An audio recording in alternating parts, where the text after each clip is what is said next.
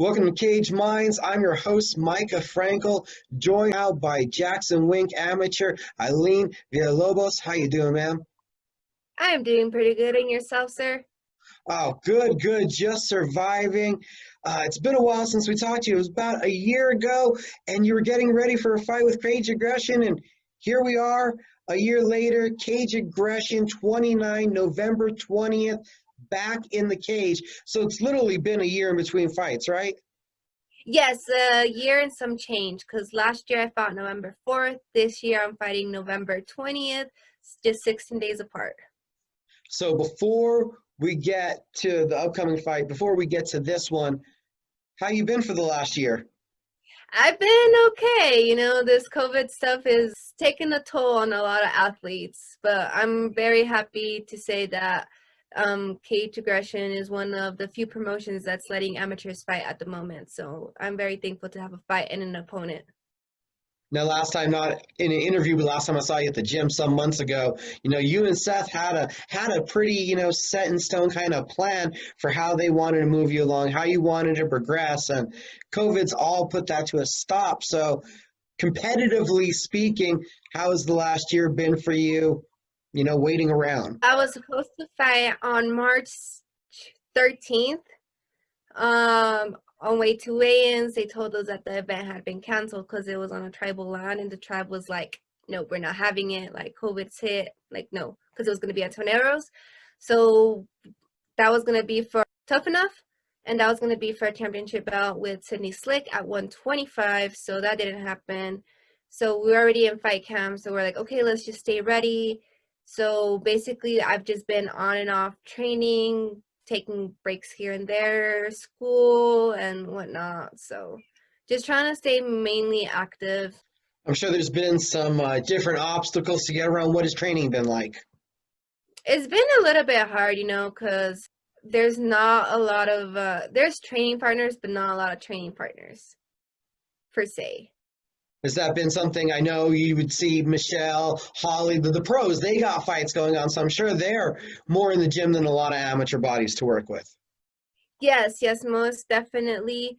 Um, there's just been some occurrence in my life that happened that like made me not be at the gym for about a month or two, but got back to it and then just trying to like work my way up again back to into the pro program again. So I'm guessing I want to talk about, have you dealt with some injuries during the time? Yes, we can say. So yeah, like, just the same usual, the fighter mentality and everything. Man, I think we've already had this conversation. You're like, I'm not going to press it as hard this time. I'm going to listen to my body, right? Yeah. What's that been again? Trying to embrace that previous mentality. It's a lot easier to talk about it than do about it because I know that most importantly, you want to be in that gym and you want to be, working at your craft. Honestly, like at the moment, it's about keeping others safe and myself safe. Just because of COVID, trying to stay in that mentality. Honestly, I've just been like reading a lot and just like trying to stay focused and like writing out my goals to see like what I want to do. And like by the end of the year, like at the beginning of the year, I wrote that I wanted to have 5 amateur fights, so next year I could go pro and hopefully sign with Combate or Invicta. But I'm still getting in a fight, so that's what matters at the moment. And I mean, we can't really work in the past, we can only move forward. So just set up new goals and like win this fight, win 2 more fights, 5-0, see, reevaluate, talk to Joey, talk to Seth, talk to Wing to see like how they see me and like if I need to prove myself with another fight or a few more fights, or if I'm ready to go pro, like let's do it. Your expectations, though, you're hoping that you'll have enough experience and have put everything together enough to say, I guess, about when we're doing an interview again in a year, that you'll be a pro fighter by then? Yes, hopefully. I want to. Like, I feel I have the potential to become a pro fighter here within the next year because I've grown a lot as an individual and as a fighter, as a professional within the last year. So thanks to like the Jackson Wing team and everybody else that's been helping me along the way, like I'm thankful for them, and I know that I can become a pro. You mentioned growth there, that you feel that you've grown in the right ways. But expand on that a little bit. Talk to me about your growth as a martial artist and just maturity overall. I understand a lot of the more concepts of MMA more than I was at the beginning. Just because, as I said, like the transition from jiu-jitsu to MMA jiu-jitsu, it's like a lot different. So I feel a lot more comfortable with my ground game in MMA now versus I just have jiu-jitsu. So I feel a lot, and I feel like I have a better connection with all my coaches. Are basically legit my backbone. Now it sounds like it's been a really trying year also in some aspects. Yes, yes. We've hit those milestones to where like I peaked at the right time. So I'm very, very pleased with like the work that Seth has put in, myself have put in, and like everybody in the team have put in. I'm very thankful. Now, when you talk about the difference between the jiu-jitsu for jiu-jitsu and MMA, I'd say more so of just not staying still and like just staying there for points. Because in jits, like you want to get the points first and then the submission. But in MMA, it's like, let me get to a better position so I can like beat your face to the ground. Versus in jits, it's like, oh, let me get these points. And like the referee will call out like, okay, 4 points or 3 points, whatever the points are. And then like you go for something else versus like I'm gonna get him out and I wanna put this hand here so I can punch you with this other hand. was that a hard change to make mentally because you're used to competing for so long there with a certain rule set? Yes, it was really, really hard, like trying to add one and one together. It was not coming out to two at all. Well, I know one aspect that did click for you. Saw it on some videos I saw even on YouTube. You look very comfortable striking, and that it looked like to come from your kickboxing experience. Yes, like my striking has always been what we've been working on is we don't want to be in the red zone. We don't want to be the pocket, how like they say it. Don't be pocket. Like we want to be able to hit and like not get hit. So that's like another thing that we've been working on. I'm really looking forward to this upcoming bout. I think it's gonna surprise myself as well. Is it hard almost for the last year working on so many things there in the laboratory, but not like fully putting them into use because you're not going to go all out against a sparring partner? Yes, like I still want to have sparring partners. I don't want them to be like, oh, I don't want to go with her, like I don't want to do that with her. Like take care of your sparring partner so they can take care of me. Right now, what are your feelings at as again, you have a fight now, and we're just over 2 weeks away from Caged Aggression 29 in Davenport, Iowa. So, what are the emotions like?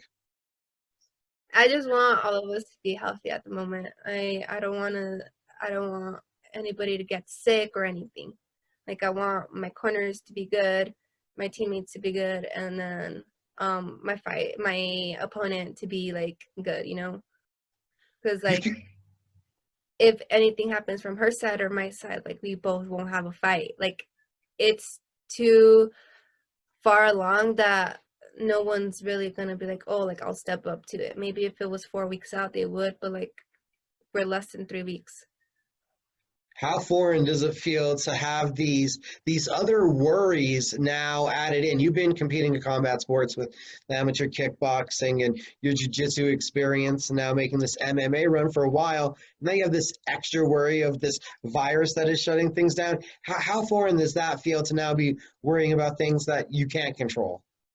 It really sucks. It really sucks because you don't know. Well, you don't know, like people like you can be so like precaution, but precaution is precaution, whatever. But you can still get it, and it really sucks. So like like I feel for the people that have lost family members because of COVID or that have gone through COVID themselves.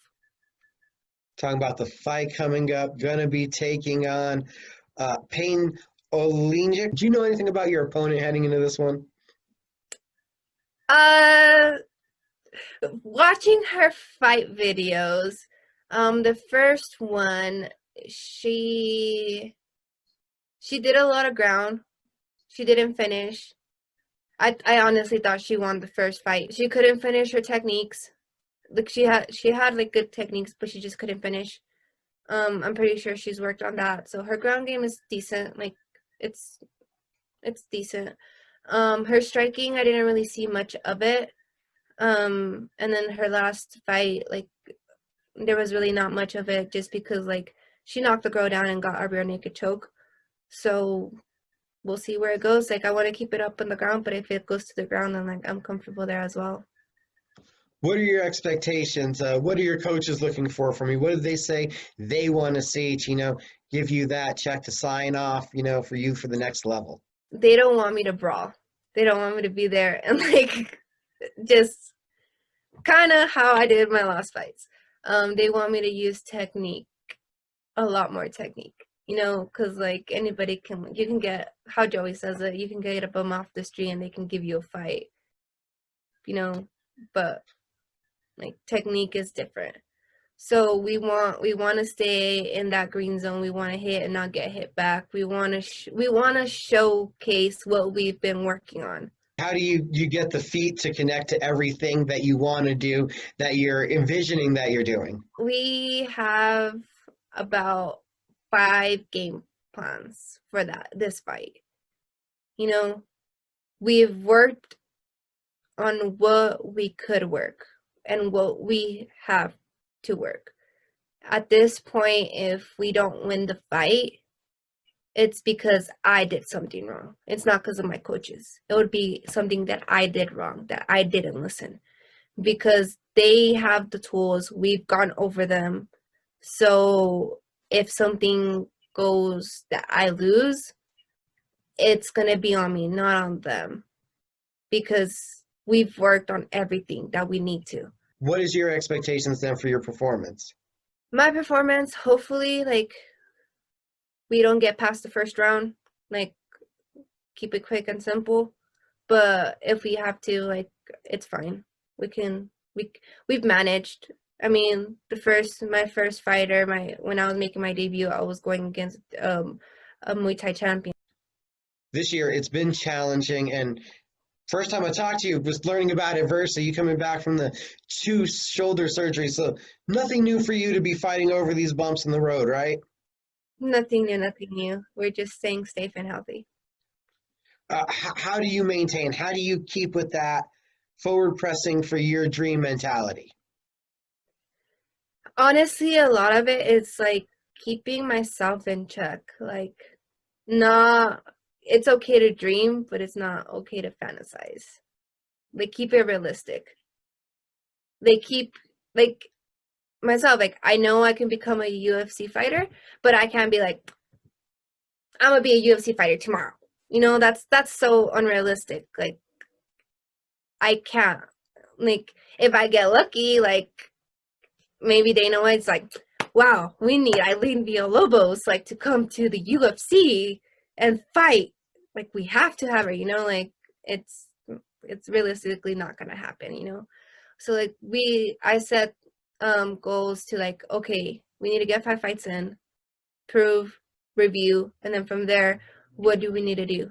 Which ones are better choice? Going with Bellator, Invicta, LFA, Combate, and then from there evaluate like how my fights are going, and then either like if I go through Invicta, like Invicta is owned by the UFC, and like that will be the easiest way. The other way is going onto the Contender Series and winning it and getting a contract,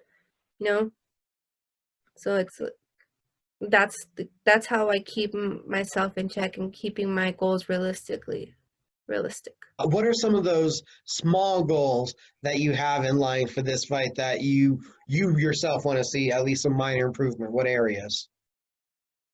I want to be able to, for myself, to cut the angle, like when I'm striking, instead of coming like so much like back and forward. I want to be able to cut the angle, which I've done a really good job in my sparring sessions lately.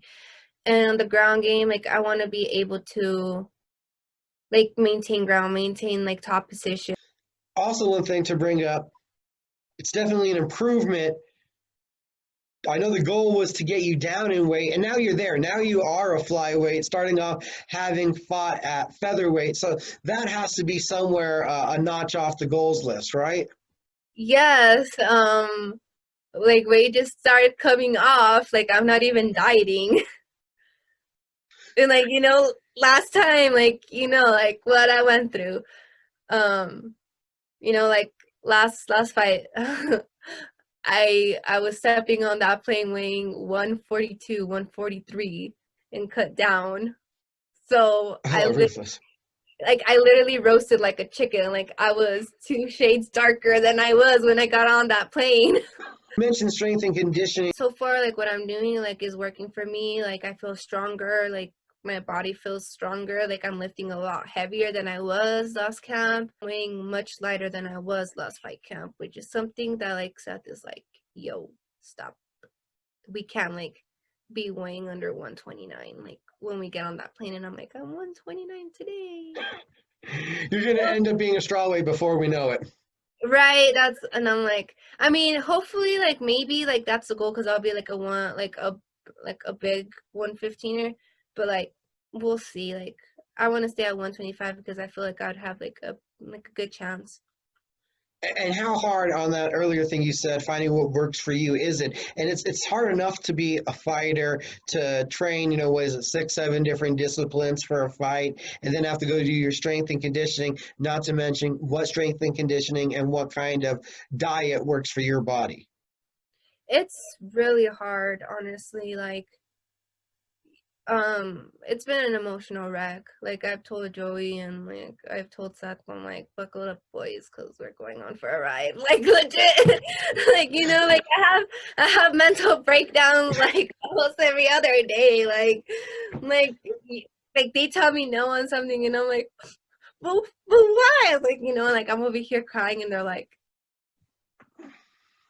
and like like, and like I'm just like crying my eyes out like what I want to do. Like it's just you know like it's been like really hard trying to find like what really works for me. And like finally it seems like we're finding like my rhythm. It took almost 2 years, but we're here again.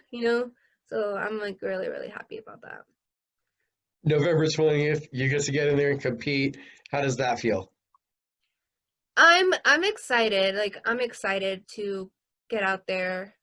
Iowa crowd was amazing last time. They treated me very, very well. This time I have like a lot of sponsors. I have local sponsors. I have sponsors out there, which like it's very unlikely to see from a fighter getting sponsors from like another town. It's definitely showing a reach. So it's like I'm like really, really happy with everybody that's sponsoring me out there. Um, Especially in Iowa. And like as I said, like they're a great crowd. Like Mike, he's done a great job with the promotion, and I'm happy that he's bringing a lot more Jackson Wing fighters out there to fight because I mean he puts on a show, and I'm very thankful to be on it. Like anywhere I set foot, I want to leave an impression. And I don't want to leave a bad impression. I want to leave a good impression. I'd be grateful for the opportunity that was handed to me at that moment. Like I always want to leave an imprint. I want to leave a legacy. I want to leave a great legacy saying that like she was honest, kind, a hard worker. And people can see that. People can see that even if they don't know you, people can see that from the outside. You said teammates going out there with you this time. Who else is on the card? The white. All right, yeah, I'm going to be getting an interview with him actually tomorrow. Oh, that's awesome. Yeah, he's gonna be fighting for the belt on that same night as me. So it's gonna be so exciting, like having like another teammate like fight on the same card. Like this is my debut, like having like someone else fight on the card with me, like anywhere, because like I haven't fought anywhere like close with a teammate. So I'm excited. And like and we get to travel together and everything. It's like team bonding. I'm like really like stoked like to have like my team out there and like being able to like have like a little crew instead of just like two of us, a two-man band. Like it's not bad, but like have like like the more the merrier. And it's like I want Jackson Wing to get like the name out there everywhere. Like who doesn't? It's like my team. And you had mentioned something a moment ago, also talking about your work ethic. How much do you pride yourself on it? A lot, like I know I put in the work. People like, you know, people always just see what's in that frame. People don't know like what it takes to make that frame or make that movie. There's like so many steps that comes behind it. There's dieting, there's training, there's strength and conditioning, there's a mental breakdowns, there's like the days that you don't want to get up, there's the days like your body is like so like aching and sore, like you can't even like sit down to pee. Or they can't even get up out of the bed, but you still have to go because you've already made a commitment to the promotion and the fighter and to yourself that you're gonna be in that fight. So like trying to get that motivation, because some days like you don't feel motivated at all, you don't want to get out of bed, you know you're like, fuck, I don't want to, like, but you still have to, like, if you want to do this as a job, even if I'm an amateur, I have to act like a professional. Definitely, definitely, and it's good to embrace that mindset early. Yes, most definitely, because if I don't act like a professional now, how are people going to look at me as a professional when I want them to look at me as a professional? So, yeah, definitely, definitely. One more time, I want to ask. So, what's your expectations? What's your prediction for November 20th? November 20th, I know we're going to come back to New Mexico with 2 wins. They might be pretty, they might not be pretty, but win's a win, so. Aylin Villalobos, I'm sure you need a shout out to all the sponsors. Yes, I want to give a shout out to all my sponsors, K&A Customs here locally, in Albuquerque, New Mexico. Guys, hit them up if you need any custom apparel, torta chacon, amazing Mexican food. Also, I want to give out a shout out to Elite Orthopedics. Alicia, she's been doing great keeping my body in check and my shoulders in place. And everybody out there from Iowa, including from Vital Performance, Bloom Hemp, Alien Boy. Like, I got this amazing sweater. Nice. I love it. It's pink, goes with the room.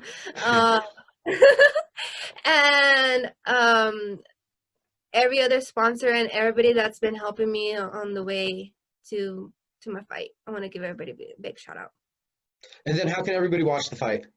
Everybody can stream the fight on cagedaggressions.com/TV, and I'll be fighting on the first night, and just click my name, Aylin Villalobos, La Reina de Mexico, and I believe it's PPV, so it's going to be $24.99. So if you guys want to stay tuned and you'll be able to watch my fight and the Whites fight, like 2 in 1 night. You won't have to buy 2 different packages. It's just one and all. And last thing, how can everybody keep up with you on social media? You guys can add me on my fan page on Facebook. It's called Aylin Villalobos, La Reina de Mexico. You guys can give it a like and a share. Thank you. And also, if you guys want to add my personal Facebook, you guys are more than welcome to, Aylin Villalobos, and I'll be posting more about ticketing, seating, and upcoming fights, and just keep up with my memes. Awesome, man. Thank you for the time. Thank you.